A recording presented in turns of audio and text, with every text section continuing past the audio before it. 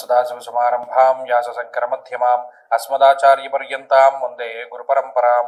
జ్యోతిష్ శాస్త్రాన్ని భావితరాల వారికి ప్రసాదించిన ఋషుల యొక్క పాదపద్మాలకి నమస్కారం చేసుకుంటూ, అలాగే నాకు ఈ జ్యోతిష విద్యను నేర్పిన గురువర్యులు జ్యోతిష బ్రహ్మ కీర్తిశేషులు శ్రీ ఈరంకి సూర్యనారాయణమూర్తి గారు, సూర్యశ్రీ దైవజ్ఞ గారి యొక్క పాదపద్మాలకి నమస్కారం చేసుకుంటూ, ఓం శ్రీ మహాగణాధిపతి నమః, శ్రీ గురుభ్యో నమః, హరి ఓం.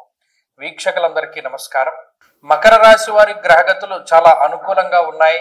ప్రత్యేకించి ఎక్కువ సంఖ్యలో గ్రహాలు యోగిస్తూ ఉండడాన్ని మనం ఈ వారంలో కూడా గమనించవచ్చును. సప్తమ గురుడు, దశమ కేంద్రమందు రవి, లాభస్థాన స్థిత కుజబుధులు, అలాగే చంద్రుడు రాహువుతో కలుపుకుని 6 గ్రహాల తాలూకు ఆనుకూల్యతల్ని మకర రాశి వారు పొంది ఉన్నారు. చాలా కాలం తర్వాత మకర రాశి వారికి యోగించేటువంటి గ్రహాల యొక్క సంఖ్య చాలా ఎక్కువగా ఉన్నది. దీనితో పాటు వీరి జాతకంలో ఉండేటువంటి దశాంతర దశలు కూడా యోగిస్తే వీరికి వచ్చేటువంటి ఫలితం ఇంకా ఉన్నతంగా ఉంటుంది. ఇంకా శనేశ్వరుని యొక్క వక్రగతి పూర్తయిపోతే 7వ గ్రహంగా శని యోగిస్తారు.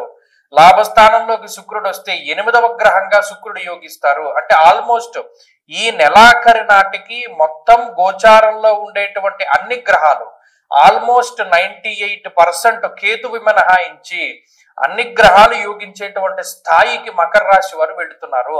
అందుకని దినదిన ప్రవర్ధమానంగా ఉంటుంది గ్రహస్థితి. ఉద్యోగ వ్యాపారాల పరంగా, మీరు చేసేటువంటి వృత్తి ప్రవృత్తుల పరంగా అదృష్టము అనేటువంటిది ప్రతిరోజు యాడ్ అవుతూనే ఉంటుంది, కలుస్తూనే ఉంటుంది జీవితంలోనూ. అటు కుటుంబపరమైనటువంటి విషయాలు, వివాహ శుభ కార్యక్రమాలు, సంతానము, అభివృద్ధి, ఉన్నతి, అలాగే సమాజంలో ఒక కీలకమైనటువంటి పదవి బాధ్యతలకు సంబంధించి ఇలా క్రియాశీలకమైనటువంటి విషయాలన్నింటిలోనూ కూడా మకర రాశి వారు ఎక్కువగా కనబడుతూ ఉంటారు. మీ మాటకు విలువ పెరుగుతుంది, మీ గాంభీర్యం మీకు మరలా తిరిగి వస్తుంది. ఎక్కడైతే పోగొట్టుకున్నారో అక్కడే తిరిగి సంపాదించుకుంటారు, ఉద్యోగాన్ని సంపాదించుకుంటారు.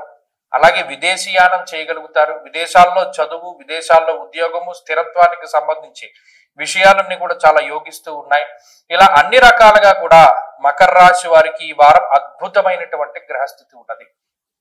ఈ వారం మీదే కాబట్టి మంచి ఫలితాలే ఉన్నాయి కాబట్టి దీన్ని ఎక్కువగా చెప్పడం లేదు. అన్ని విధాలుగాను గ్రహస్థితి బాగున్నది.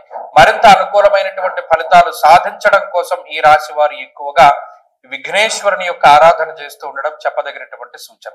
ఈ వారంలో కలిసి వచ్చేటువంటి రోజు సోమవారంగా చెప్పవచ్చును. అదృష్ట సంఖ్య 2, అదృష్ట వర్ణము తెలుపు. తదుపరి కుంభరాశి.